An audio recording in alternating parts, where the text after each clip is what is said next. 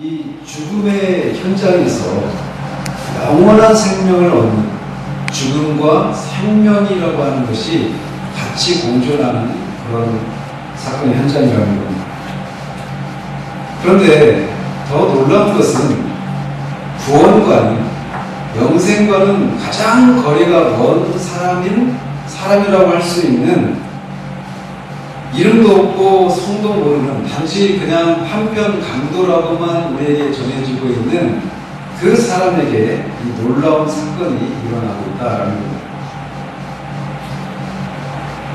어제 저녁이랑 어제 오전에는 누가 봐도 본인도 그렇고 다른 사람도 그렇고 저 사람은 정말 구원받은 사람일 거야 라고 말했지만, 그렇게 생각할 법한 사람들이었지만 아닌 니고데모와 부자 청년의 얘기를 가지고 말씀을 드렸다면, 오늘은 누가 봐도 저 사람은 정말 구원과는 가장 거리가 먼 사람이야 라고 말하는 사람이 구원을 받는 그 장면 속에서 사람이 어떻게 구원을 받는가 라고 하는 것을 살펴보자 하는 겁니다. 주님이 십자가에 달리셨을 때 두 부류의 사람들이 주님을 조롱하고 비방했습니다. 한 부류는 유대인들이었고 또 다른 부류는 로마 군병들이었습니다. 이 유대인들은 주님을 비방하는데 그 비방한 근거가 뭐냐면 신학적인 근거를 가지고 비방했습니다. 즉, 네가 정말 구원자 그리스도라면 그 십자가에서 내려와서 너 자신부터 구원해라. 너 자신조차도 구원하지 못하면서 어떻게 다른 사람을 구원하는 구원자라고 할 수 있느냐 라고 말하면서 주님을 신학적인 논제를 가지고 주님을 조롱하고 비방했던 겁니다. 자, 유대인들이 주님을 향해서 그렇게 비방하는 게 사람의 생각을 가지고 보면, 이성적으로 생각해 보면 전혀 근거가 없는 얘기는 아닙니다. 그렇잖아요? 내가 다른 사람을 구원할 구원자다, 그리스도다, 메시아다 라고 한다면 당연히 자신도 구해야 될 것이고 다른 사람도 구원할 수 있어야 구원자라고 할 수 있지 않겠어요? 그렇죠? 그래서 이 유대인들이 십자가에 달려서 죽어가고 있는 예수님을 보면서 그렇게 조롱하고 비방했던 것은 이성적으로 생각해 보면 부당한 게 아니에요. 합당하다라고도 생각할 수 있는 그런 거라는 거죠. 자, 이렇게 유대인들은 예수님을 그리스도라고 하는 것을 자신을 먼저 십자가에서 내려와서 구원하는 것을 통해 입증하라고 하는 그런 걸 가지고 조롱하고 비방했고, 또 하나의 그룹인 이방인들인 로마 군병들은 예수님을 향해서 그들이 비방을 했는데, 그것은 예수님의 머리 위에 써있던 그 폐에 써있던 말이 있어요. 즉, 이는 나사렛 예수 유대인의 왕 이렇게 써 있었거든요. 헬라어가 로마어가 유대 아람어로. 근데 이렇게 나사렛 예수 유대인의 왕이라고 그렇게 편말을 써놓고 왕은 뭘 씁니까? 머리에? 왕관을 쓰죠. 근데 십자가에 달리신 예수님은 뭘 썼어요? 가시로 만든 관을 썼어요. 그죠? 그러니까 로마인들은 조롱을 하는 거예요. 네가 팻말은 나사렛 예수의 왕, 나사렛 유대인의 왕 예수 이렇게 써놓고 왕이라고 하는데 왕이 무기력하게 십자가에 달려서 죽어가고 있고, 왕이 쓰는 멸관도 아닌 가시관을 쓰고 그렇게 왕이 무기력하게 죽어가고 있는 그런 모습을 보면서 조롱을 했던 겁니다. 자, 유대인이나 로마인이나 그렇게 십자가에 달려서 죽어가신 예수님을 향해서 조롱하고 비방하는 것들은 이성적으로 생각하고 해보면 타당한 그런 것이라고 할 수 있어요. 이렇게 비방이 십자가에 달리신 예수님을 향해서 십자가의 아래 있는 두 그룹의 사람들이 예수님을 조롱하고 비방을 하고 있었습니다. 그런데 예수님이 십자가에 죽으실 때 양편에 양쪽에 또 두 명의 강도가 같이 예수님과 함께 십자가에 못 박혔는데 예수님과 함께 십자가에 못 박힌 두 강도도 예수님을 조롱하고 비방했습니다. 이 누가복음에는 그렇게 안 나오지만 마태복음에 의하면 예수님의 양 옆에 있었던 두 강도도 유대인들과 같이 처음부터 같이 비방을 했다라고 기록되어 있어요. 그런데 그들이 비방한 내용은 유대인들과 같습니다. 그래서 네가 그리스도가 아니냐, 너와 우리를 구원해라. 네가 정말 구원자 그리스도라면 너와 우리도 구원해라. 이렇게 얘기하고 있는 거예요. 이런 비방의 내용을 봤을 때 이 두 사람은 이방인이기보다는 유대인일 가능성이 많다라고 볼 수 있습니다. 어쨌든 처음엔 두 명의 강도가 다른 유대인들과 함께 십자가 밑에서 예수님을 비방하고 있는 사람들과 함께 합세해서 예수님을 조롱하고 있었던 겁니다. 그런데 시간이 어느 정도 흘렀는지는 모르지만 그 두 명의 강도 중에 한 사람에게서 변화가 일어나기 시작한 거예요. 일반적으로 사람이 고통을 겪으면, 그것도 죽음을 앞두고 고통을 겪으면 마음이 낮아지기가 쉽습니다. 특별히 이 십자가형은 가장 수치스러운 죽음이었어요. 그러니까 공개적인 자리에서 발가벗겨진 채로 나무의 십자가에 그렇게 달려있는 거예요. 통상적으로 십자가에서 이렇게 못이 박히고 달려있으면 몇 시간 만에 죽지 않고 어떤 사람은 일주일 이상도 가고 그랬어요. 그래서 십자가도 우리 영화나 이런 거 보면은 막 굉장히 높이 달려있는 것 같은데 그렇지도 않아요. 땅에서 별로 높지 않은 위치에 십자가가 박혀있고 거기에 달려있는 거예요. 발가벗기는 죠. 그렇게 달려있으니까 움직이질 못하잖아요. 그러면은 사람들이 있을 때는 그냥 그 뜨거운 햇빛에 밤에 추위에 그렇게 고통을 겪고 피가 흘리고 땀이 흘리고 하면서 서서히 죽어가는데 사람들이 없을 때는 새들이 와서 막 눈이고 뭐고 막 쪼아먹는 거예요. 움직이지 못하니까. 그리고 땅에서 낮으니까 들깨나 이런 짐승들이 뜯어먹는 거예요. 그러니까 십자가는 가장 고통스러운 그런 형벌이었어요. 그리고 수치스러운 형벌이었습니다. 모든 사람들이 다 보는 그런 곳에서 서서히 이렇게 죽어가는 거예요. 그러니까 십자가형에 처해지는 사람은 가장 흉악범들이 그 십자가형에 처형이 되는 거예요. 그러니까 이 두 강도들이 그냥 강도라고만 이렇게 나와 있지만 얼마나 극악한 흉악범인지를 우리가 유추할 수 있단 말이에요. 모든 범죄자가 십자가형에 처해지는 게 아니란 말이에요. 아주 극악한 흉악범만 십자가에 처해졌단 말이죠.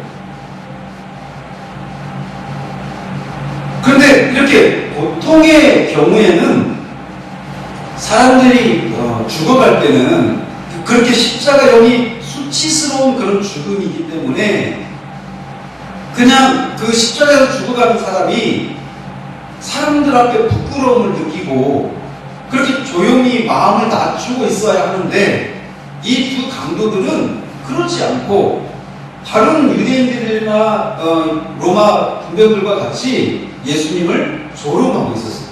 네가 정말 그리스도라면 너와 우리를 구원해서 네가 그리스도라고 하는 것을 입증해라 라고 말하고 있는 거예요.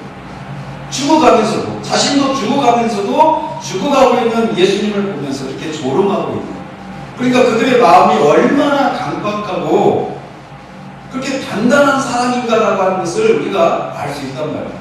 따라서 여기에 등장하고 있는 변화가 일어난 이 강도는 구원과는 가장 거리가 먼 사람이다라고 말할 수밖에 없는 그런 사람이다.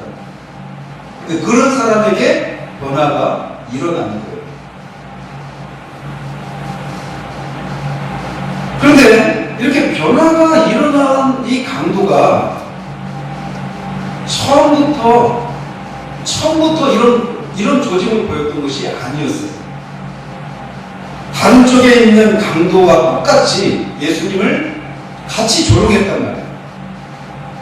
그런데 이 사람에게 어느 순간 변화가 일어났습니다.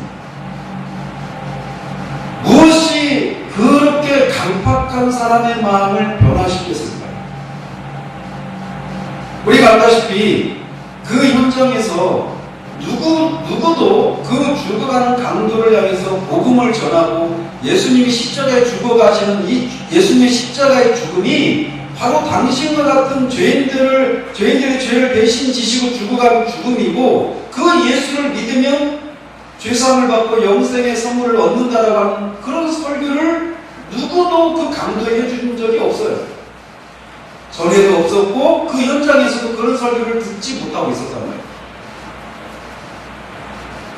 그가 겨우 보고 있는 것은 십자가 아래서 유대인들과 이방인들이 예수님을 향해서 계속 고개를 끄덕거리고 희죽거리면서 조롱하고 비방하는 그런 소리들, 그리고 또 소수의 그룹들은 예수님의 죽어가신 그 장면을 보면서 예수님을 사랑했기 때문에 슬피 우는 그런 소수의 여자들로 된 갈릴리로부터 온 그 여자들의 울음소리 위에는 그에게 들리는 것이 없었습니다.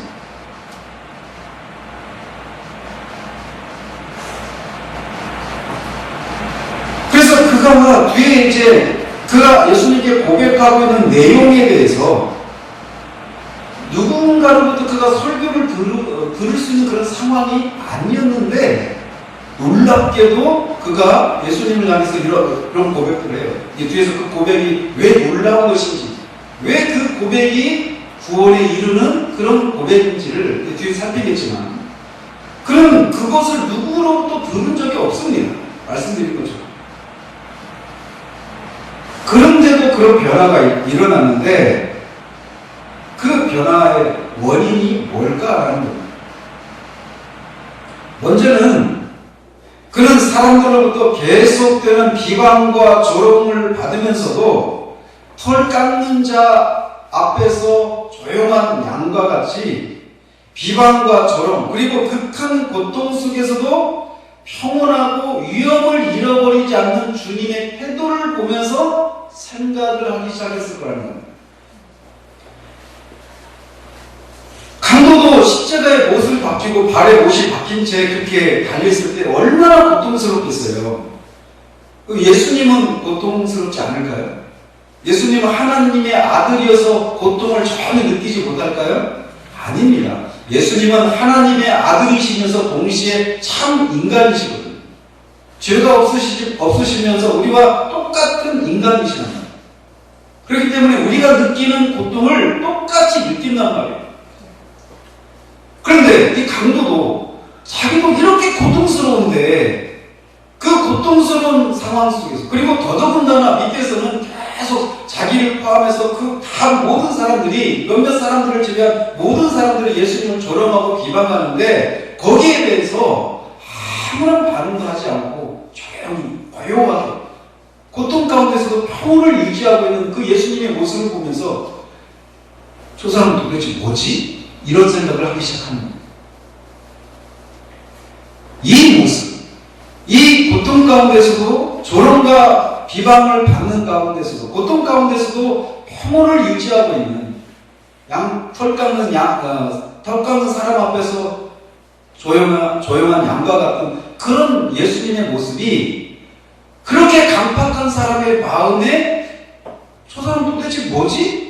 이런 고통을, 그런 비방을 견뎌내는 힘이 뭐지? 라고 하는 그런 생각을 불러일으키는 힘이 있다라는 겁니다. 그런 것처럼 우리 그리스도인의 삶이 바로 그런 것이어야 한다라고 성경이 우리에게 말해주고 있는 거예요.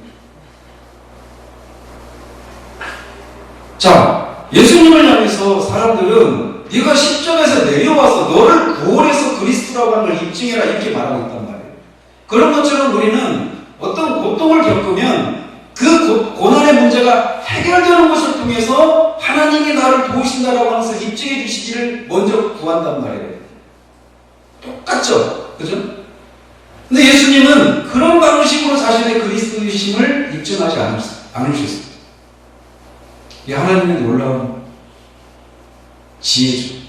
죽음을 통해서, 패배를 통해서 죽음을 이기고 승리하시는 하나님의 역사예요. 그런 것처럼 우리 그리스도인들이 고난 가운데서 그러해야 한다라고 성경은 우리에게 말해주고 있어요. 그래서 베드로 사도가 이렇게 말합니다. 의를 위하여 고난을 받으면 복 있는 자니 그들이 두려워하는 것을 두려워하지 말며 근심하지 말고 너희 마음에 그리스도를 주로 삼아 거룩하게 하고 너희 속에 있는 소망에 관한 이유를 묻는 자에게는 대답할 것을 항상 준비하되 온유와 두려움으로 하라 라고 말하고 있어요. 고난을 받고 있는데 우리의 인간의 본성은 그 고난 가운데서 슬퍼하고 불행하게 생각하고 우울하고 의기소침하고 삶의 의욕을 잃어버리고 하는 것이 일반적인데 그리스도인들은 그렇지 않은 거예요. 그 고난과 슬픔이 있는데도 평안을 유지하고 살아가는 그런 삶의 태도를 보인다라는 겁니다. 그럴 때 사람들이 도대체 당신 안에 있는 그 평안의 소망의 이유가 뭐냐? 라고 물으러 오게 될 텐데, 그때 그런 질문에 대답할 것을 가지고 있으라 하고 말하고 있는 거예요. 그래서 저는 우리 교인들한테 끊임없이 얘기하는 게 그거예요. 우리는 이런 삶을 살아야 한다는 겁니다. 믿지 않는 사람들이 믿는 우리나 똑같이 믿는 사람들은 이슬 먹고 사는 게 아니잖아요. 그죠? 우리도 밥을 먹어야 돼요. 믿는 사람이 땅에 붕 떠서 사는 게 아니란 말이에요. 똑같이 믿지 않는 사람과 똑같이 지지고 볶고하는 그런 삶을 살아야 되는 거예요. 아프면 아프고 슬프면 슬프고 똑같이 겉으로 보면 똑같은 삶을 살아가는 거예요. 우리가 별다른 삶을 사는 게 아니란 말입니다. 그리스도 믿는 사람은 따로 구별돼서 사는 게 아니란 말이에요. 믿지 않는 사람은 같이 어울려서 그들이 아파하는 것을 우리도 아파하는 그런 삶을 살아야 돼요. 똑같이 겉으로 보면. 그런데 똑같이 지금 강도가 예수님과 같이 똑같이 고통을 받고 있는데 예수님은 자신과 전혀 다른 삶을 살고 있는 것을 보면서 도대체 저게 뭐지? 그런 능력이 어디서 나왔지? 이런 질문을 만들어내는 것처럼 우리가 이 세상에서 그렇게 살아야 한다는 거예요. 그 힘이 어디서 나오느냐? 구원을 통해 나타나는 하나님, 우리를 향한 하나님의 사랑. 우리는 사랑하면 굉장히 감상적으로 생각합니다. 연약하고 뭔가 막 짠하고 마음에 감동이 있고 막 그런 어떤 감상적인 그런 것들 위주로 사랑이라고 하는 개념을 생각해요. 사랑은 파워입니다. 능력입니다. 아가서 8장에 사랑은 홍수도 그 사랑의 불길을 끄지 못한다고 말을 해요. 사랑은요, 능력이에요. 우리를 향한 하나님의 사랑은 능력입니다. 하나님의 사랑이 우리 가운데 있을 때 우리가 어떤 종류의 고난도 이깁니다. 어떤 핍박도 우리가 이겨낼 수 있는 힘이 우리를 향한 하나님의 사랑입니다. 그 사랑이 우리 가운데 있을 때 우리가 이겨내는 거예요. 우리가 이 세상에서 어때요? 자녀를 향한 그런 사랑의 마음 막 있을 때 아이가 불길에 막 그 사랑을 있을 때도 죽을 줄 알면서도 막 뛰어드는 게 사랑의 힘이잖아요. 하물며 그렇게 흠이 있는 인간의 사랑마저도 그렇게 죽음을 불사하는 그런 능력을 발휘하지 않는데 전능하신 하나님이 우리를 사랑하시는 그 사랑이 우리 가운데 영체적으로 있을 때 우리가 이기지 못할 시험이 어디 있고 우리가 이기지 못할 두려움이 뭐가 있겠냐라는 거예요. 수많은 하나님의 사람들이 순교했던 힘이 어디서 나오느냐? 바로 거기에서 나온 거예요.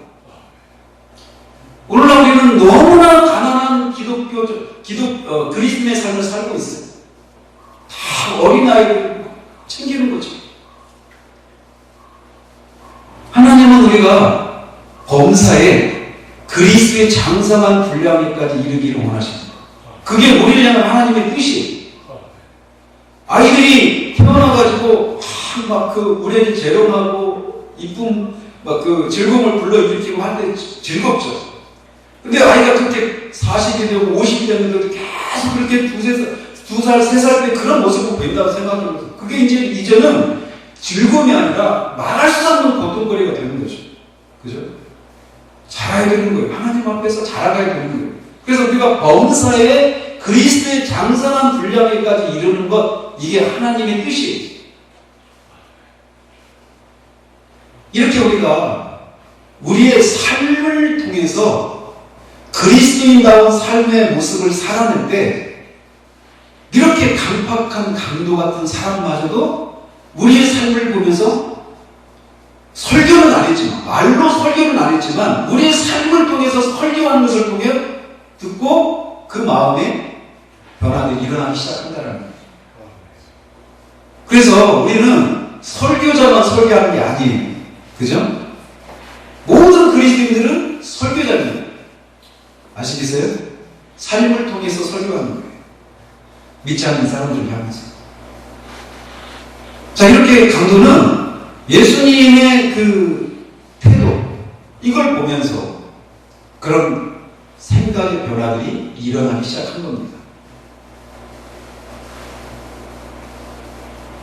더더군다나 예수님은 자신을 못 받고 비방하고 있는 사람들을 향해서 뭐라고 하셨느냐면, 아버지 저들을 사하여 주옵소서, 자기들이 하는 것을 알지 못함이니이다 라고 기도했습니다.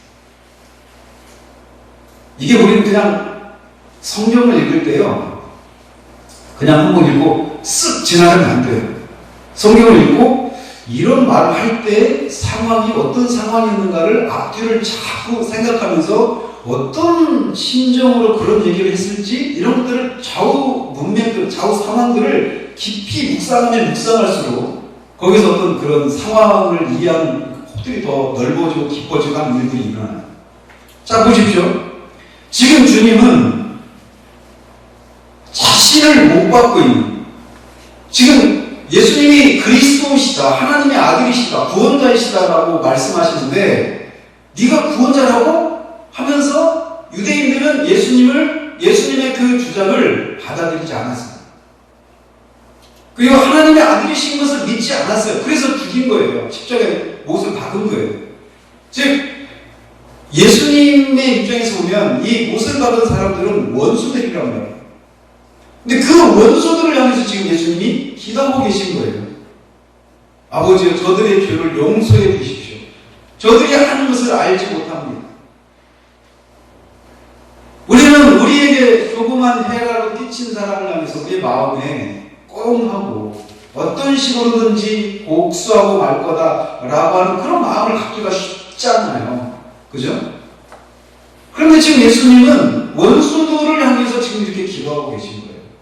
강도가 그걸 본 거예요. 도대체 저 사람은 어떤 사람일까?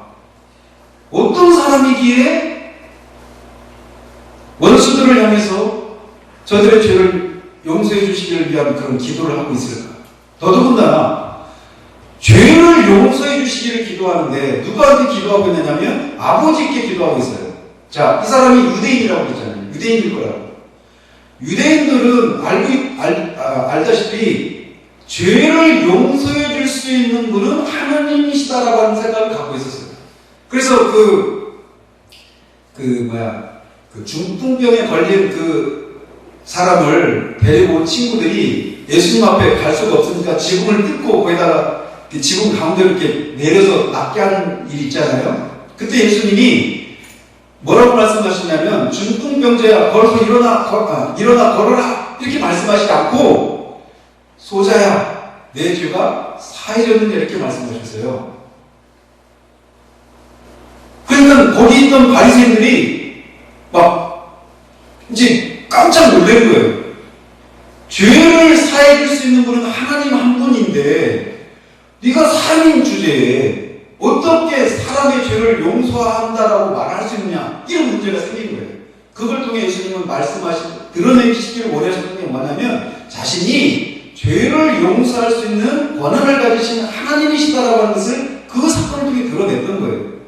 즉 소자야, 네 죄가 사해졌다라고 하는 말을 통해서 그 말을 했을 때 유대인들이 즉각적으로 보였던 반응은 하나님만 죄를 용서할 수 있는데 라고 하는 생각을 가졌던 것처럼 유대인들은 그런 생각을 다 갖고 있었단 말이에요.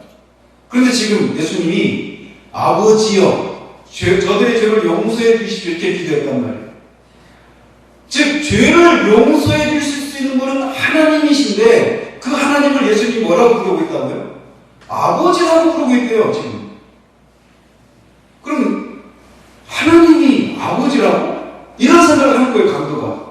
그런데 밑에서 지금 예수님을 향해서 조롱하고 비방하는 사람들은 네가 정말 그리스도 하나님의 아들 그리스도라면 너와 네 자신을 구원해서 네가 하나님의 아들 그리스도라고 하는 것을 입증해라 이렇게 조롱하고 있어요. 그 얘기와 맞물려서 그러면 저 유대인들은 밑에 있는 사람들은 예수님을 하나님의 아들이 아니라고 말하고 있는데 그리고 그런 말 통해 예수님이 하나님의 아들이라고 이렇게 말을 했던 것을 가지고 조롱하고 있는 거잖아요 지금. 그죠? 그럼 예수님이 진짜 하나님의 아들이라고 말을 했었고 또 지금 그 하나님을 아버지라고 부르면서 아버지여 저들의 죄를 용서해달라고 기도하신 이런 장면들을 같이 섞어서 강도는 생각하기를 이분이 정말 하나님의 아들인가? 이런 생각을 하기 시작한 거예요.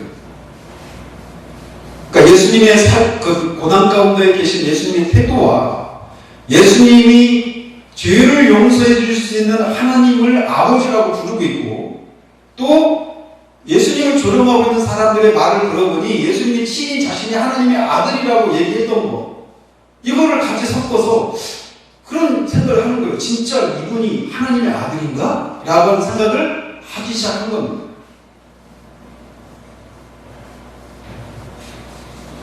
이런 생각이 진행되는 동안 그는 하나님에 대해서도 생각하기 시작했습니다.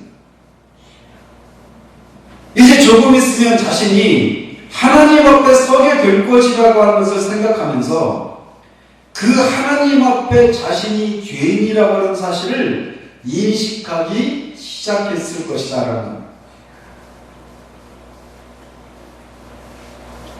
이게 여러분 우리가 하나님의 심판대 앞에 선다 이 얘기가 내가 곧 죽어서 하나님 앞에 선다 이런 상황이 아닌 동안에는 이 얘기가 우리에게 그렇게 막 절절하게 다가오지 않아요. 절실하게 다가오지 않습니다. 그런데 강도의 입장을 생각해 보십시오. 지금 자기 이제 꼼짝없이 죽잖아요. 시간의 문제일 뿐 분명히 죽는단 말이에요. 죽으면 이제 하나님 앞에 서게 되는데 그 하나님 앞에 나 같은 사람 이런 상태로 내가 죽으면 내가 어떻게 되지? 이 두려움이 몰려온 거예요.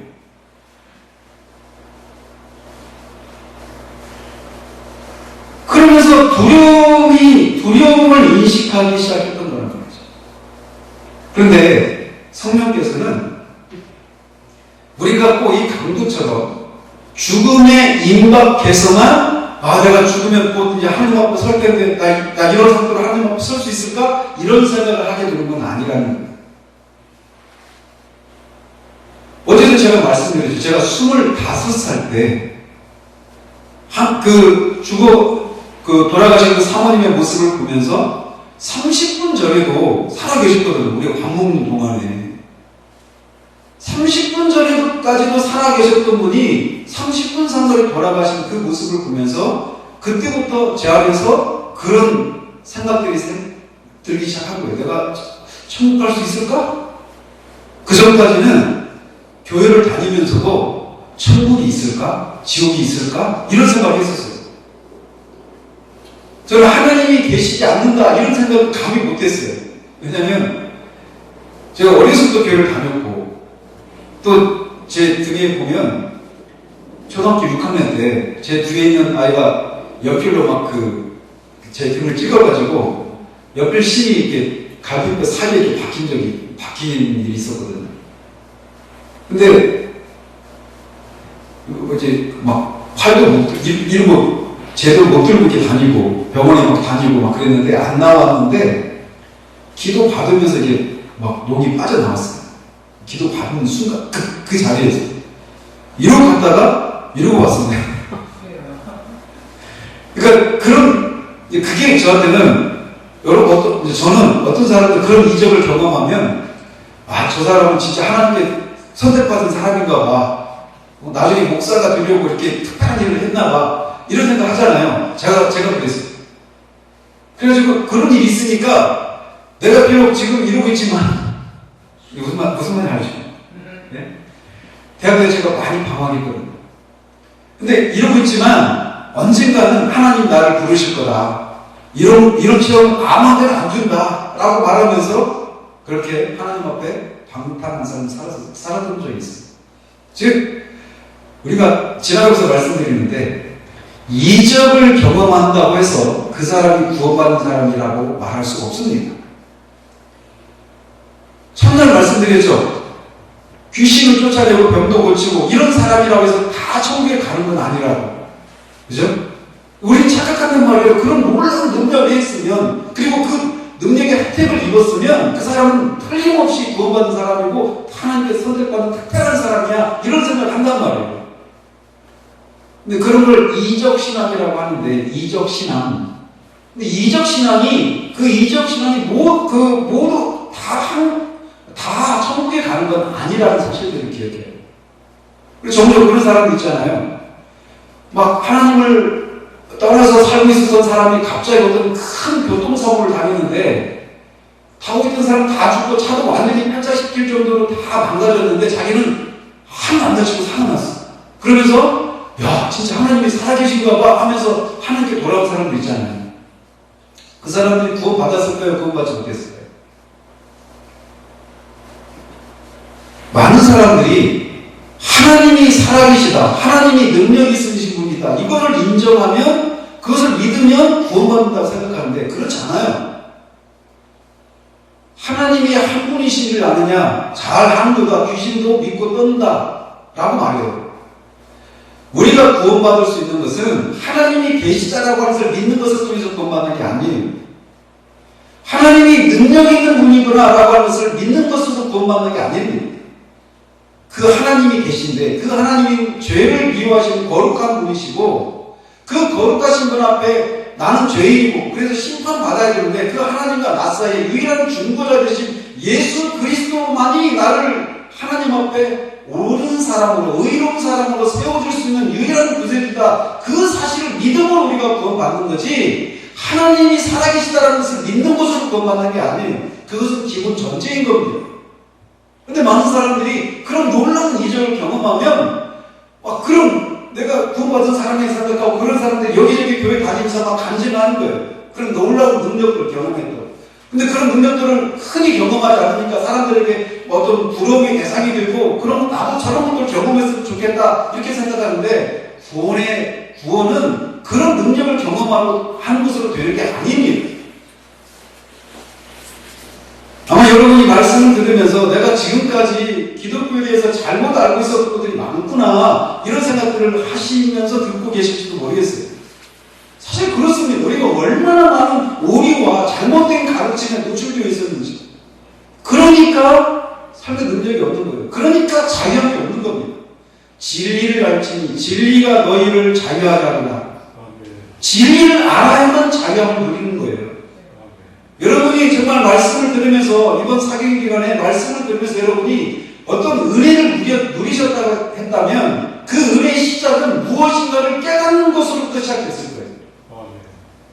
내가 잘못 알고 있었구나 라고 하는 것을 깨닫는 것으로, 저게 진짜구나 라고 하는 것을 깨닫는 것으로.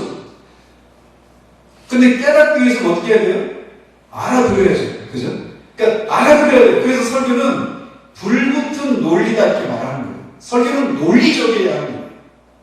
하나님 우리를 그렇게 만드셨기 때문에 듣는 일종들로 하여금 논리적으로 알아듣게 설교가 정해져야 되는데, 논리만 있으면 안 되고 불이 있어야 돼요.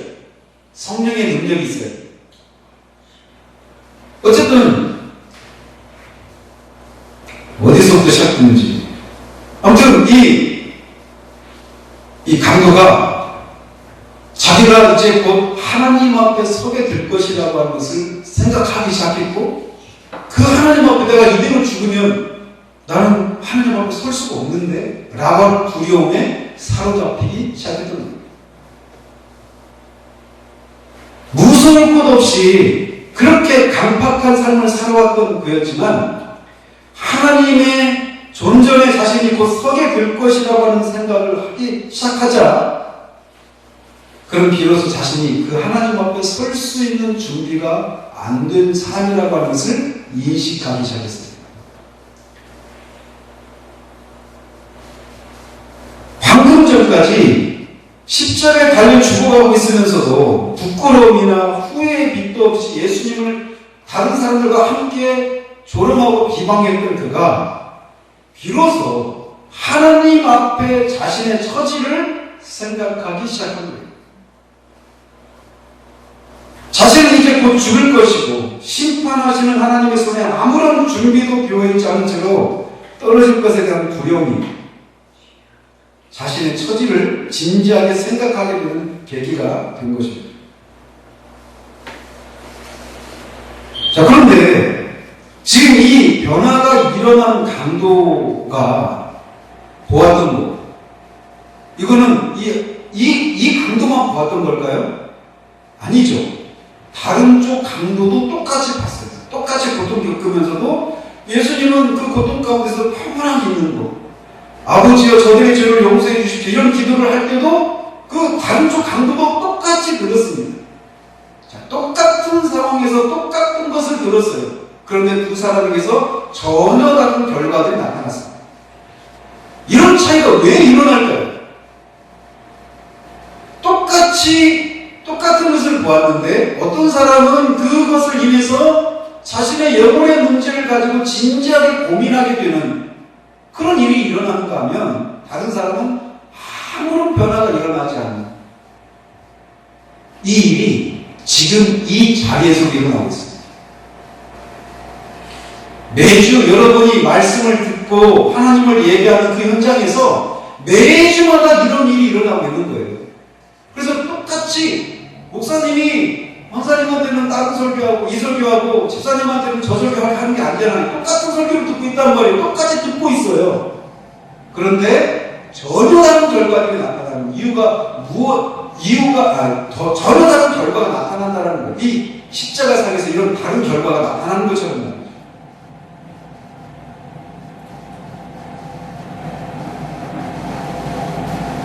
그래서 저는 매주마다 설교를 할 때마다 강대상에서 그걸 늘 봅니다. 만약 이 유중이 10명이면 10명이 다 똑같은 반응을 보인다면 그런 생각 안 할 건데 그 10명 중에 어떤 분들은 말씀에 반응을 하고 눈물 쏟으면서 그 은혜를 누리시는 분이 계셔요. 우리 그 개척한 8년 차인데 지금도 그런 분이 8년 동안 계속 그런 분이 계셔요. 매주마다 그런 건 아닌데 아직도 그런 분이 계셔요. 말씀드리고 싶은 건 우리가 구원받은 초기에만 그런 은혜가 있는 게 아니라는 사실들을 말씀드리려고 합니다. 시간이 흘렀는데도 그런 애들이 지금도 있어요. 그래서 똑같은 말씀을 듣고 있는데도 어떤 사람은 은혜를 누리고 어떤 사람은 은혜를 누리지 못하는 일들이 일어나고 있는 거예요. 그것은 하나님의 주권적인 역사라고 밖에는 말할 수 없다는 거예요. 설교를 들을 때도 그렇고 성경을 읽을 때도 그래요. 그런데 항상 그 배후에는 누가 계시냐면 성령 하나님이 계십니다. 보이지 않지만 성령께서 그 어떤 똑같은 사실을 들으면서도 또는 성경을 읽으면서 성령께서 역사하십니다. 그래서 어느 날 성경을 읽다가도 평상시에 그냥 읽었던 말씀이에요. 근데 갑자기 그 말씀이 우리 마음에 속이 꽂히는 것처럼 막 다가오는 경우들이 있어요. 그래서 그 말씀을 가지고 이제 내 영혼의 문제를 가지고 진지하게 고민하는 일들이 일어나기 시작하는 거예요. 그 모든 일들의 배후에는 성령 하나님이 계십니다. 성령께서 이 강도의 변화가 일어난 강도에게는 역사하셨고 다른 편 강도에게는 그런 역사가 나타나지 않은 결과 똑같은 것을 봤음에도 불구하고 다른 반응이 다른 결과가 나오게 되었다라는 겁니다. 바라기는 여러분들 안에서도 이런 성령의 역사심이 나타나서 말씀을 통해서 여러분이 마땅히 깨달아야 될 것들이 하나님과 관계 속에서 여러분의 영혼의 상태를 진지하게 고민하고 그 고민의 결과 후회할 것이 없는 구원에 이르는 회개를 이루는 일이 일어나기를 주님 여러분을 축원드립니다. 그러면서 강도가 이렇게 하나님의 은혜로 그의 심령의 변화가 일어났는데 그가 첫 번째 고백하는 게 뭔가라는 겁니다. 그 강도가 깨달은 첫 번째 깨달은 것이 뭐냐면 하나님 앞에서 자신이 죄인이라고 하는 것을 깨달았다는 겁니다. 이 표현이 중요합니다. 하나님 앞에서 자신이 죄인이라는 것을 깨달았다는 겁니다. 다른 사람들 앞에서가 아니라 하나님 앞에서. 그는 그것을 어떻게 할 수 있느냐면 그는 여전히 비방하고 있는 다른 편 강도를 향해서 이렇게 말합니다. 우리는 우리가 행한 일에 상당한 보응을 받는 것이니 당연하거니와 이렇게 말하고 있어요. 즉 자신이 십자가형을 받고 있는 것은 당연한 거다. 내가 죄를 지었으니까 이런 벌을 받는 게 당연하다라고 말하고 있어요. 그러면서 또 나아가서 네가 동일한 정죄를 받고서도 하나님을 두려워하지 아니하느냐라고 꾸짖고 있어요. 하나님을이라고 이렇게 되어 있는데 원어의 의미를 살리면 하나님조차도 두려워하지 않느냐 이런 말이에요. 네가 너랑 나나 지금 십자가형을 받을 만한 그런 죄를 졌기 때문에 이런 벌을 받고 있고 그래 정죄받아서 이런 죄를 받고 있는데 이 말은 이 태도는 지금 하나님조차도 두려워하지 않는 그런 행태다라고 말하고 있는 거예요. 즉 이 말을 통해서 자신이 하나님 앞에서 죄인이라고 하는 사실들을 그가 깨닫고 있다는 겁니다. 그는 자신이 자신의 죄로 합당한 정죄를 받아서 죽게 된다라고 하는 것을 인정하게 되었고 십자가에서 죽으면 그것으로 끝나는 것이 아니라 죽은 다음에 하나님 앞에 서게 된다라고 하는 것을 인식하게 되었고 그 하나님 앞에 자기가 설 준비가 안 되었다라고 하는 것을 깨닫고 다른 편 강도에게 이렇게 얘기를 합니다. 그렇게 말하시는 근거가 뭐냐면 그가 뒤에 보면 예수님을 향해서 당신의 나라에 임하실 때 나를 생각하소서라고 말하고 있어요. 즉 죽은 다음에 그것으로 끝나는 게 아니라 죽은 다음에 들어가는 나라가 있다. 예수님이 들어가는 나라가 있다. 하나님의 나라가 있다. 거기에 하나님 앞에 내가 서야 된다라고 하는 생각을 하기 시작했다는 거예요. 죄인이 하나님 앞에 선다라고 하는 것은 말할 수 없는 공포요 두려움입니다. 하나님은 죄를 소멸하시는 분이시고 소멸한다는 얘기가 영어로서 컨슈밍이라고 하는데 막 불태워버리는 거예요. 죄를 그렇게 소멸하시고 미워하시는 하나님 앞에 머리끝부터 발끝까지 존재 그 서리서리 다 죄로 뒤덮여 있는 그런 삶을 살아왔던 죄인이 선다. 마치 광야에서 이스라엘 백성들이 만나를 먹었잖아요. 그죠? 근데 만나가 아침에 밤새 내렸다가 아침에 해가 뜨면 어떻게 된다고 말을 하냐면 그 해 앞에서 만나가 쓰러졌더라 이렇게 표현하고 있어요. 마치 안개가 아침 안개가 해가 뜨면 싹 흔적 없이 사라지는 것처럼 거룩하신 하나님 앞에 죄인이 서는 것은 그런 것과 같은 거예요. 우리는 그 앞에 설 수가 없습니다. 그래서 계시록에 보면 마지막 날 심판됐을 그 심판의 그 광경들을 설명하면서 많은 관원들과 그 심판주이신 어린 양 예수 그리스도를 맞이할 준비가 안 된 사람들이 했던 얘기가 뭐냐면 언덕들아 우리 위로 넘어져라. 산이 차라리 자기 위로 이렇게 넘어져가지고 우리가 그 어린 양을 보지 않을 수 있도록 해달라고 하는 거예요. 보는 것 자체가 공포요 두려움인 거예요. 우리가 하나님 앞에 서는 게 바로 그거예요. 죄인이 준비 없이 죄 문제를 해결하지 않고 죄를 미워하신 하나님 앞에 서는 것은 말할 수 없는 공포요 두려움인 것입니다. 그래서 히브리서 기자가 살아계신 하나님의 손에 빠져들어가는 것이 무서울진저라고 말합니다. 강도는 자신의 죄를 인식하고 자신이 죽으면 끝이 아니라 그 예수님이 들어가는 나라가 있는데 그 나라에 계신 하나님 앞에 자신이 설 준비가 안 되었다라고 생각하면서 두려움에 사로잡기 시작한 겁니다. 그 하나님 앞에 내가 죄인이라는 사실들을 깨닫기 시작한 거예요. 이 세상의 형법에 따라서, 그런 법에 따라서 내가 죄인이다 이런 생각을 하는 것이 아니라 다른 사람들의 판단에 의해서 내가 상대적으로 죄인이다 이렇게 생각한 것이 아니라 심판주이신 하나님 앞에서 내가 죄인이구나라는 사실들을 깨닫게 된 거예요. 그 하나님은 그 하나님 앞에 숨길 수 있는 것은 아무것도 없습니다. 여러분이 2살 때, 3살 때, 10살, 20살, 50살, 60살, 80살 지었던 아무한테도 들키지 않고 아무한테도 말하지 않고 그 샅샅 때 그 작은 죄까지 하나님은 다 찾아내십니다. 어떤 것도 그분의 문 앞에서 감출 수 있는 게 없어요. 다 드러납니다. 누구의 도움을 받아서 얘가 언제 그런 죄를 지었는지 아느냐라고 물으시지도 않아요. 그냥 하나님 보시는 순간 그 사람이 어떤 삶을 살았고 어떤 죄인지를 다 아십니다. 왜냐하면 그분은 전지하신 분이시기 때문에 어떤 피조물의 도움도 필요하지 않으십니다. 그분의 지식은 완전하고 오류가 없습니다. 그렇게 우리를 샅샅이 아시는 거예요. 전자현미경으로 우리의 이 몸을 관찰하면 우리가 보지 못했던 막 엄청난 것들 있잖아요. 그것보다 더 정확한 방식입니다.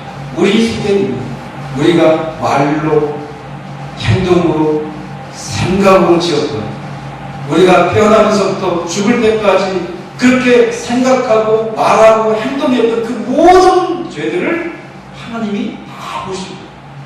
그런 하나님 앞에 우리가 서는 거예요. 상상을 해보십시오. 얼마나 두려운 일인지.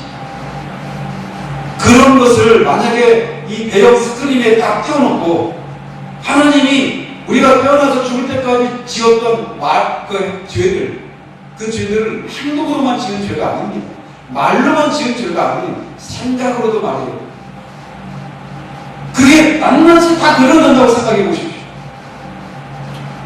누가 그 하나님 앞에 설 수 있겠습니까? 강도가 불현듯 그 하나님 앞에 자신이 서게 될 것이고 자신이 삶을 돌아보니 그 하나님 앞에 설 준비가 안 되었다라는 그 사실들을 깨달으면서 두려움에 사로잡힌 겁니다.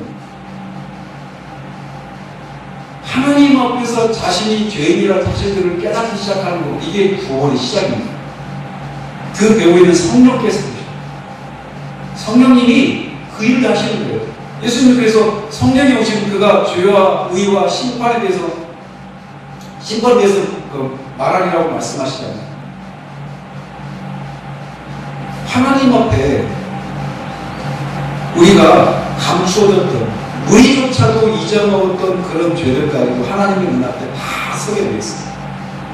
그것을 피할 수 있는 길이 우리로서는 없습니다. 단 한 가지 길만 있을 겁니다. 우리 주 예수 그리스도. 그분의 거룩하신 모습, 의의 옷을 우리를 입혀주시는 것, 그것 위에는 하나님의 죄를 관찰하시는 그 하나님의 날카롭고 정확한 그 진노의 눈길을 피할 수 있는 방법이 하나도 없습니다. 그런데 그리스도의 의의 옷은 그 하나님의 무시무시한 심판의 눈도 다 무사 통과하게 하십니다. 유일한 방탄만.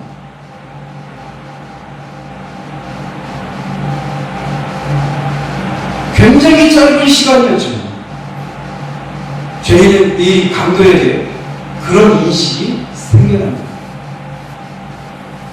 이 사실은 우리가 구원받는데 많은 시간이, 오랜 시간이 걸린다라는 것이 잘못된 생각이 사역이라고 하는 소리입니다. 물론 하나님은 오랜 시간을 거쳐서 그 사람을 인도하시고 하시는 과정을 통해 구원하시고 하십니다. 그런데 이렇게 순간적으로도 이런 일이 일어날 수 있습니다. 그러므로 우리가 죽음을 앞둔 우리에게 생명이 누구든지 생명이 있다라면 아직 호흡이 붙어 있다라면 아직도 그에게는 가능성이 있다는 사실들을 그것을 놓치지 마시기 바랍니다. 이 강도는 우리에게 그것을 그런 강한 소망을 우리에게 주는 거예요. 다른 측면에서 말이죠. 어쨌든 이 강도는 자신이 그렇게 하나님과의 관계 속에서 자신이 죄인이라는 사실을 깨닫게 되었고 그 하나님 앞에 자신이 심판을 받아야 한다라고 하는 사실을 깨달았습니다. 그러면서 자신에게 필요한 것은 하나님의 긍휼과 자기 외에는 소망이 없다는 사실을 깨닫게 된 거예요.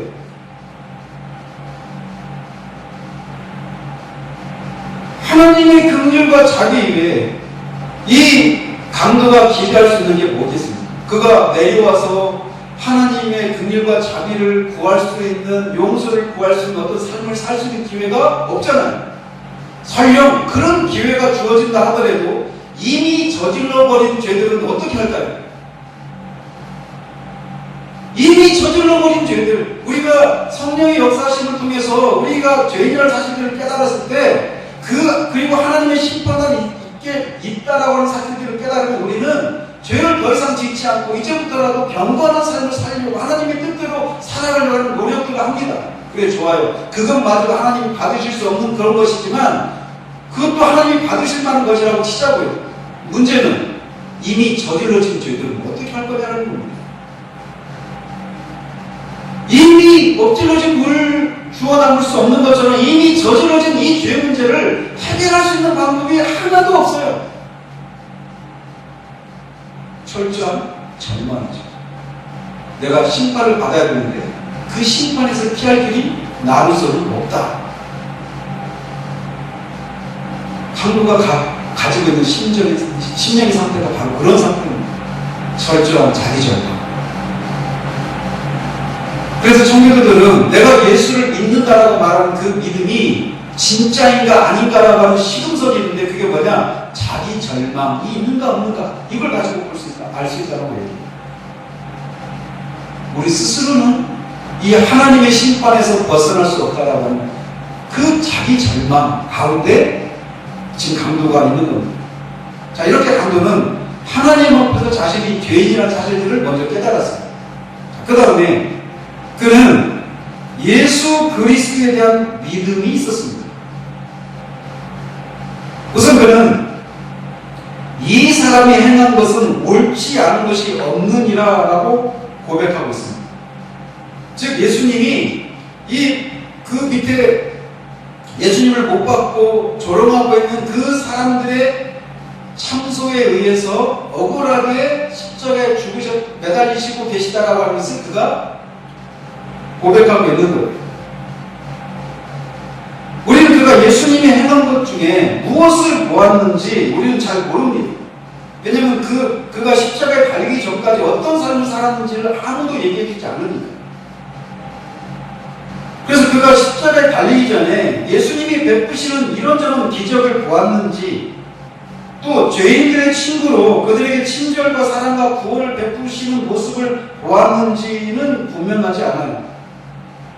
그러나 한 가지 분명한 것은 그가 예수님이 자신들과 달리 죄가 없으신 분이라고 하는 것을 깨달았고 자신과 같은 죄인을 구원하실 수 있는 분이라는 사실들을 알고 믿었다라는 겁니다. 그런 예수님께 예수여 당신의 나라 임하실 때 나를 생각하소서라고 기도했습니다. 한번 생각해 보십시오. 지금 강도가 이렇게 예수님께 자신을 생각해달라고 당신의 나라에 들어갈 때 나를 생각해달라고 그렇게 기도하고 있는 이 기도거든요. 그런 상황을 한번 생각해 보십시오. 예수님이 어떤 상황이신지. 예수님이 지금 능력을 행하고 놀라운 가르침을 베푸는 장소에서 이런 고백을 하고 있는 게 아니에요. 예수님의 겉으로 드러난 모습은 예수님이 그런 그런 능력을 행할 수 있는 그런 상황이 아니라고 하는 성경이 말해주고 있습니다. 오히려 예수님이 무기력하게 죽어가고 있는 순간에 예수님을 향해서 이런 고백을 하고 있는 거예요. 죽어가고 있는 예수님을 향해서 나를 내 죄문제를 해결해 주시고 나도 당신이 들어가는 날에 나도 들어갈 수 있도록 해달라고 간구하고 있는 거예요. 능력의 예수님께 이런 간구를 하고 있는 것이 아니라 십자가에서 무기력하게 죽어가고 있는 예수님을 향해서 이런 고백을 하고 있는 거예요. 따라서 이 강도의 믿음은 대단한 믿음인 겁니다. 그렇지 않아요? 오병이어의 기적을 베푸시고 나서 그런 예수님께 찾아가지고 나를 기억해달라고 한다면 그럴 법해요. 그죠? 풍랑을 잠잠케 하시는 그 예수님이 찾아가지고 나를 기억해달라고 한다면 그럴 법합니다. 죽은 나사로를 살리셨을 때 그 예수님께 가서 나를 기억해달라고 한다면 그럴 법하단 말이에요. 그런데 그런 상황이 아니에요. 죽어가고 있어요. 자신조차도 구원하지 못하고 그래서 사람들로부터 조롱과 비방을 당하고 있는 그런 예수님을 향해서 예수여 당신이 나에 들어갈 때 나를 기억해달라고 기도하고 있는 거예요. 그렇게 무기력하게 죽어가고 있는 예수님이 나를 이렇게 하나님 앞에 설 수 없는 정죄를 받아 마땅한 나를 그 낙원에 들어가게 할 수 있는 능력이 있으신 분이라고 하는 예수님에 대한 믿음을 가지고 있었던 거예요. 죽어가시는 예수님에게서 어떤 영광과 능력도 찾아볼 수 없었습니다. 그가 고백하듯이 당신의 나라라고 말하는 그 하나님 나라의 왕권을 가진 영광스러운 모습이 예수님에게서는 전혀 찾아볼 수 없는 상황에서 이런 고백을 합니다. 왕의 영광을 상징하는 면류관 대신 가시로 만든 관을 쓰고 계신 그분에게 머리 위에는 조롱의 의미로 나사렛 유대인의 왕 예수라고 써있는 그런 조롱이 섞인 팻말이 달려있는 그 예수에게 하나님의 나라에 들어갈 수 있는 들어가게 할 수 있는 그런 권력을 행사할 수 있는 그런 분으로 그가 믿고 이런 기도를 하고 있는 거죠.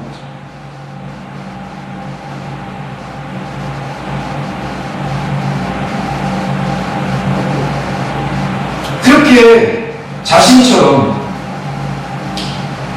다른 사람은커녕 자신도 구원하지 못하고 무기력하게 자신처럼 죽어가고 있을 뿐인 바로 그 무기력한 그 예수님을 향해서 그 예수님이 자신을 구원할 수 있는 분이라고 하는 것을 보았던 겁니다.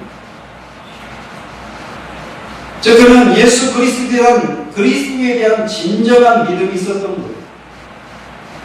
따라서 한 사람이 진정으로 구원을 받았다고 하는 증거는, 즉 다른 말로는 그 사람 안에서 성령께서 효과적으로 역사하셨다라고 하는 증거는 이 위대한 강도의 모습에서 알 수 있듯이 두 가지로 나타납니다.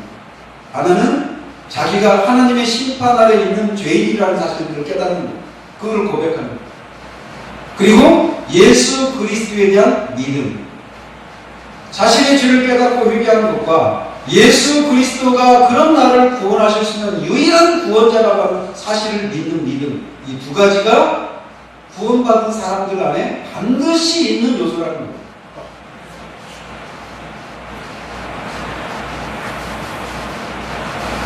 우리는 종종 임종을 앞두고 있거나 또는 이미 죽은 사람들을 떠올리면서 그가 살아있을 때 교회에 다녔다거나 선한 일을 했다거나 교회 직분을 받았다거나 세례를 받았다거나 아니면 교회 예배에 종종 참석해서 성찬을 참여했다거나 성경을 가끔씩 인용하기도 했다거나 이런 것들을 가지고 아마 그런 일이 있었으니까 돌아가신 분이 또는 죽어가고 계신 분이 아마 구원 받았을 거야, 구원 받을 거야, 이런 생각을 하는 거예요.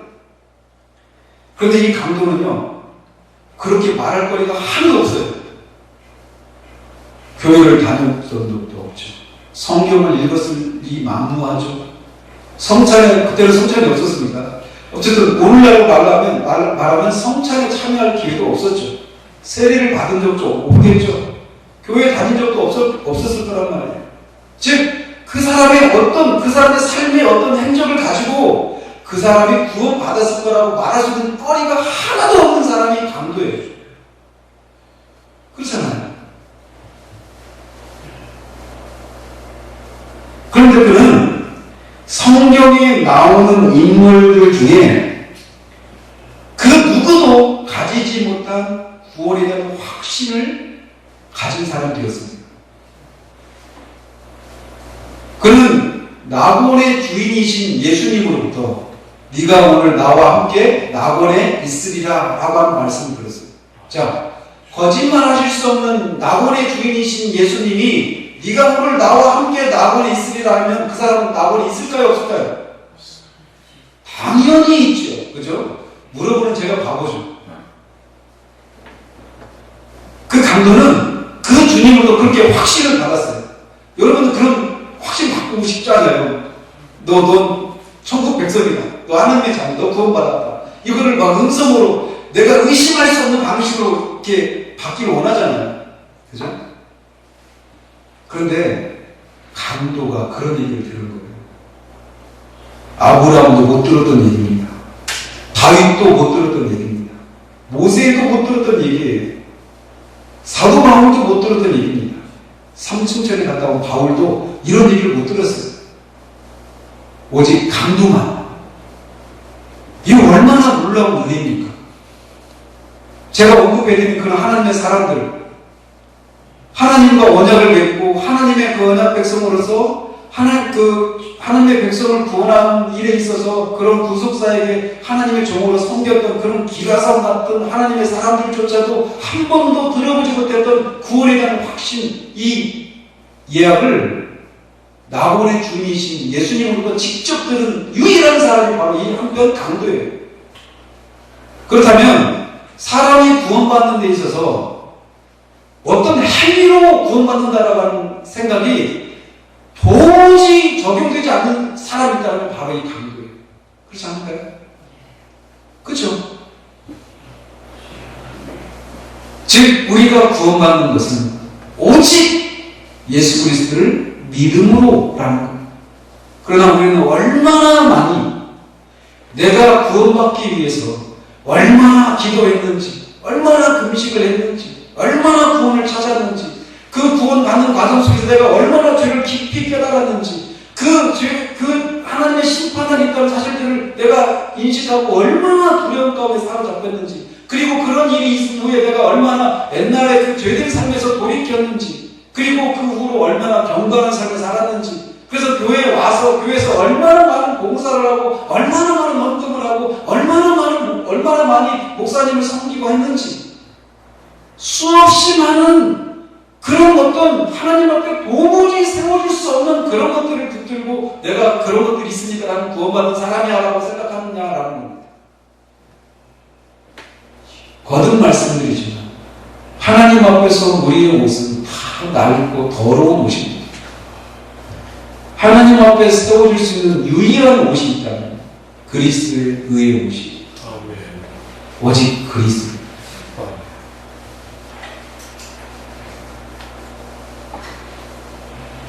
그래서 이 강도가 이렇게 구원받은 사건은 구원이 오직 예수 그리스도를 믿음으로 말미암는다는 사실을 우리에게 말해줍니다. 그는 십자가에 달려 죽어야만 할 정도로 흉악한 죄인이었습니다. 그는 자신의 죄 때문에 십자가에서 죽는다는 것을 잘 알고 있었습니다. 그러나 옆에 달려있는 예수님은 죄가 없는 분이라는 사실들을 알았습니다. 그리고 바로 십자가에 달려 죽어가는 예수가 자신을 낙원에 들어갈 수 있는 권세를 가진 분이라는 사실들을 믿었습니다. 그래서 우리말 성경에는 그냥 예수여 당신의 나라에 임하실 때 나를 생각하서 이렇게 되어 있지만 어떤 사본에 보면 주 예수여 당신의 나라에 임하실 때 나를 기억하소서 이렇게 되어 있습니다.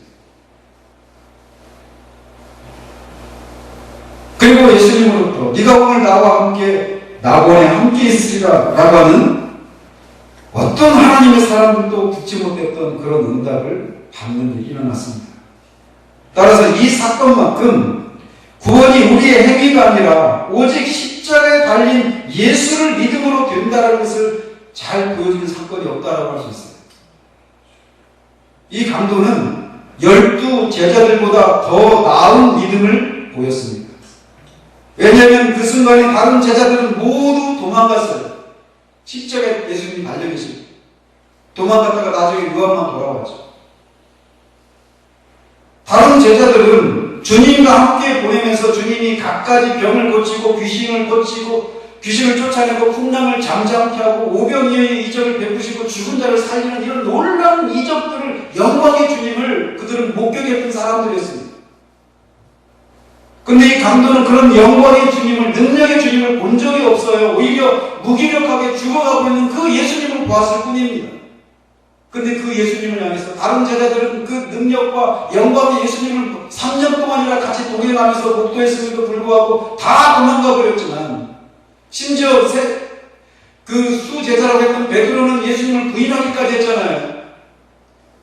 그런데 이 강도는 그런 능력을 베푸시는 영광의 예수님을 본 적도 없는데 오히려 무기력하게 죽어가고 있는 십자가에 달리신 예수님을, 나를, 그 예수님만이 나를 낙원에 들어가게 하실 수 있는 유일한 분이라고 하는 믿음을 발휘했던 겁니다. 이 강도의 믿음의 놀라움이 바로 거기에 있는 거예요. 보십시오. 죽어가고 있는 예수님을 보고 그가 그렇게 간구했을 때, 자신을 구원해달라고 간구했을 때 예수님이 그를 구원해 주셨다면, 그 예수님이 죽고 끝난 게 아니라 그분이 다시 부활하셨고, 죽으시고 부활하신 것이 무슨 의미가 있는지를 성경을 통해서 해명을 받고 있는 우리가 그 예수님을 믿으면 구원에 이르지 못할 사람이 누가 있을까요? 어느 누구도 예수님을 믿음으로 구원에 이르지 못할 사람은 아무도 없습니다. 모든 사람이 그가 어떤 삶을 살았든 십자가에 달리신, 그리고 다시 죽었다가 다시 살아나신 예수 그리스도를 믿기만 하면 죄 용서는 물론이고 영생의 선물을 주시고 하나님의 자녀 삼아주시고 하나님 나라의 기업을 이룰 상속자로 삼아주신다고 약속하신 그 하나님의 말씀을 믿을 때 우리에게 실제로 그런 일들이 일어나게 되는 겁니다.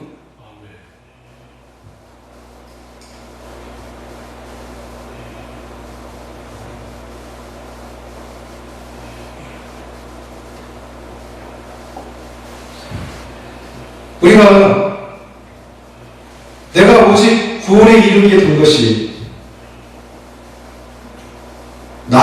내가 경험한 것, 또 내가 한 것에 의하지 않고 오직 예수 그리스도를 믿음으로만 된다라고 하는 이 복음을, 이 진리를 우리가 붙잡지 않고 있으면 우리는 끊임없이 하나님의 은혜에 대한 감사에서 나온 삶이 아니라 내가 하나님 앞에 이렇게 살았으니까 하나님 나한테 이렇게 갚아주세요라고 하는 그런 삶이 나오게 되는 거예요. 왜 우리 신앙의 삶의 감사가 이루어지게 되느냐면 하나님 앞에 우리가 자기 의의를 붙들고 있을 때 그런 일이 일어나게 되는 거예요. 그러나 기억하셔야 됩니다. 이 강도는 우리에게 설교할 기회가 없지만 이 기억되는 사건을 통해서 우리에게 계속해서 말하고 있습니다. 여러분들이요, 우리가 구원받을 수 있는 것은 우리의 어떤 행위가 아니라 오직 십자가에 죽으시고 다시 사신 예수 그리스도의 그 대속의 죽음밖에는 없습니다라고 그것을 믿으라고 우리에게 문변적으로 말하고 있었어요. 마지막으로 이 회개한 강도는 우리에게 이 세상에서 구원과 관련되지 않은 사람은 아무도 없다라고 하는 소망을 가지게 합니다. 그런 구원에서 가장 거리가 먼 사람이었습니다. 그도 처음에는 다른 강도처럼 주님을 조롱하고 비방했던 악한 사람이었습니다. 죽어가고 있으면서도 그렇게 조롱하고 비방할 정도로 마음이 강박했던 사람이었지만, 그런 그가 하나님 앞에서 자신이 죄인한 사실들을 깨닫고 죽어가고 계신 예수님이 자신을 구원할 그런 분이라는 사실들을 믿음으로 구원에 이르게 되었습니다. 여기에 죄인을 구원하시는 주님의 능력을 우리는 발견하게 됩니다. 그가 구원받지 못할 죄인, 구원하지 못할 죄인은 없습니다. 가장 악한 자라고 그렇습니다. 존 버전이라고 하는 청교도 목사님이 자신을 향해서 죄인의 괴수라고 말했습니다. 그분의 자서전적 책이 있는데 죄인의 괴수에게 넘치는 하나님의 은혜라고 하는 그런 자서전적인 책이 있어요. 그렇게 죄인의 괴수라고 하는 그런 사람도 구원하신다면, 하나님이 구원하시고자 하시면 구원받지 못할 사람이 없다라는 겁니다.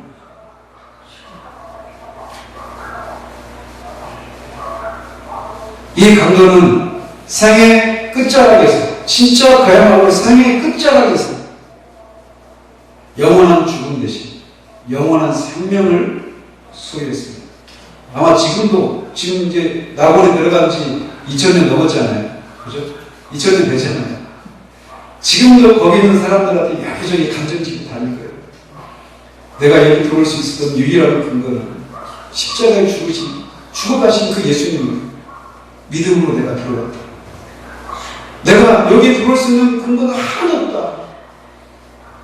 내가 말할 수 있는 건 오직 죄, 지은 것밖에 없다. 마지막으로 우리가 살펴볼 것은 이 마지막 순간에 구원을 받은 강도의 이 죽음의 형태에 대한 겁니다. 우리가 알다시피 이 강도는 주님이 죽으셨을 때도 여전히 살아있었어요. 그죠? 양쪽 강도는. 그래서 주님은 6시간 만에 죽으셨지만 양쪽의 강도는 아직도 그때 살고 있었어요. 그래서 로마 병사가 다리를 꺾었죠. 다리를 꺾는다는 얘기 뭐냐면 망치로요, 무릎을 막 깨는 거예요. 그러면 이제 무릎 관절이 꺾일 거 아니에요. 그럼 체중이 확 쏠리는 거죠, 아래로. 그럼 빨리 죽는 거죠. 그렇게 해서 죽이는 거예요. 그래서 온통 손에만 체중을 다 실려있는, 그래서 그럼 빨리 죽는다는 거죠. 그래서 그는 마지막 순간에 얼마나 고통스럽게 죽었는지 모릅니다. 자, 마지막 순간 이렇게 고통스럽게 죽을 때 그가 주님, 내가 죽음을 통해서도 주님의 영광을 돌리게 해달라고 이런 생각을 할 수 있을까요? 아마 못했을 겁니다. 제가 엊그저께 말했나요? 이 몸에 이 조그만 돌 하나, 결석 하나 들어가니까 뭐 다른 생각 하나도 없어요. 그냥 숨을 쉴 수 있었으면 좋겠어요. 숨을 쉬지 못할 정도로 아프더라고요. 제가 한 7, 8번을 이렇게 응급실 실려갔어요. 그런데 그 결석하고 비교가 안 되잖아요. 우리는 소망하기를 죽을 때도, 우리가 그런 전기들을 읽어보면, 그 하나님의 사람들이 죽어가실 때, 그때 사람들한테 의미를 끼치고 죽어가는 그런 분들 있잖아요. 그래서, 내가 지금까지 하나님 은혜로 지금까지 왔습니다. 하나님의 사람들이요, 용기를 내시고, 나는 주님께로 돌아갑니다. 바이바이 하고, 그 죽음을 앞두고 그렇게 용기 있게 막 가는 사람들의 얘기를 있잖아요. 순교자들의 그런 얘기들. 우리는 그런 죽음에 대한 얘기들을 들으면서, 나도 저렇게 죽고, 죽는 것을 통해서도 하나님께 영광을 돌렸으면 좋겠다. 이런 생각을 가져요. 저도 그런 소망이 있어요. 죽을 때도 하나님의 영광을 드러내는 그런 죽음이었으면 좋겠다. 그래서 믿음의 나를 따라올 그 후손들이, 자녀들 뿐만 아니라 우리 교인들이 인종이 살기 다르면 용기를 내지 않겠어요? 그렇지 않아요? 그리고 그 사람들이 그렇게 돌아가시길 바래요. 죽음을 위해서 기도하십시오. 그런데 꼭 그렇게 죽어야만 구원에 이르는 건 아니다라는 겁니다. 하나님의 사람임에도 불구하고 어떤 분들은 비참하게 죽기도 합니다.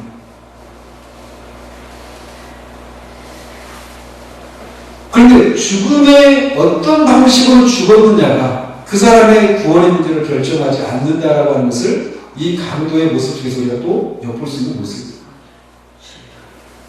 그러나 할 수만 있으면 우리의 죽음도 의인의 죽음을 따르는 그런 것이길 바래요.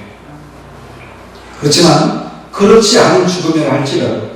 그래서 정말 우리로 하여금 저렇게 마지막에 저렇게 죽으셨는데, 저렇게 돌아가셨는데 정말 구원받은 거 맞나? 이런 생각이 불쑥 들어올 수 있거든요. 그런데 죽음의 형태가 구원의 문제를 결정하지 않는다는 겁니다. 구원의 문제의 유일한 근거는 예수 그리스도를 믿었는가 아닌가요? 오직 예수 그리스도이십니다. 오직 그리스도만이, 그리스도가 죽으심과 다시 사심을 통해서 이루어놓으신 그 배속의 은혜만이 우리를 구원에 이르게 하는 유일한 근거입니다.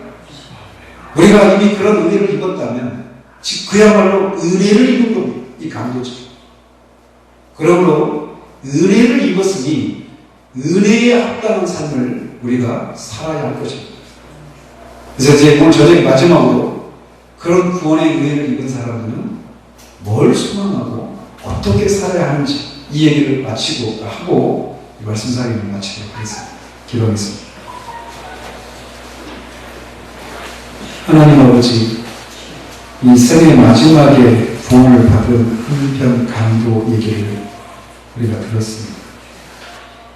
이 강도의 이 구원 사건이야말로 사람의 구원이 행위에 의해서가 아니라 무기력하게 십자가에서 죽어가시고 다시 죽으셨다가 다시 살아나신 예수 그리스도를 믿음으로만 구원에 이르게 된다는 사실들을 웅변적으로 말하고 있는 것을 우리가 살펴보았습니다.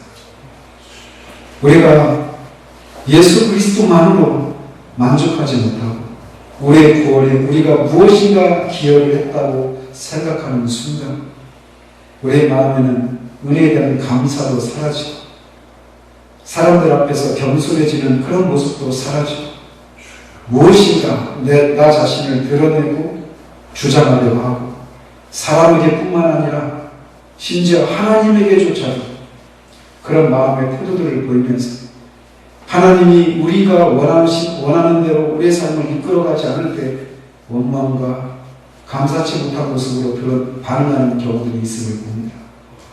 아버지여, 정말 오직 예수 그리스도의 그 대속의 죽음, 그 십자가의 보혈의 공로만이 우리를 죄를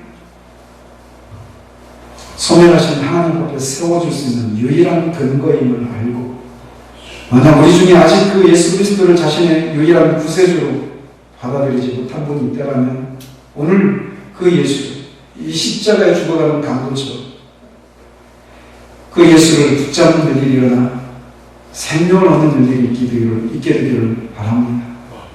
그리고 이미 그런 생명을 얻은 주의 자녀들에게 우리의 운이 된 것이 오직 하나님의 전적인 은혜였음을 기억하고 마치 우리의 공로로 그렇게 된 것처럼 생각해서 사람 위에 하나님을 향해 군림하고 겸비한 모습으로 서지 못했던 그런 삶에서 돌이켜서 은혜 받은 자처럼 그렇게 우리의 삶을 살아갈 수 있도록 우리를 붙들어 주시기 원합니다.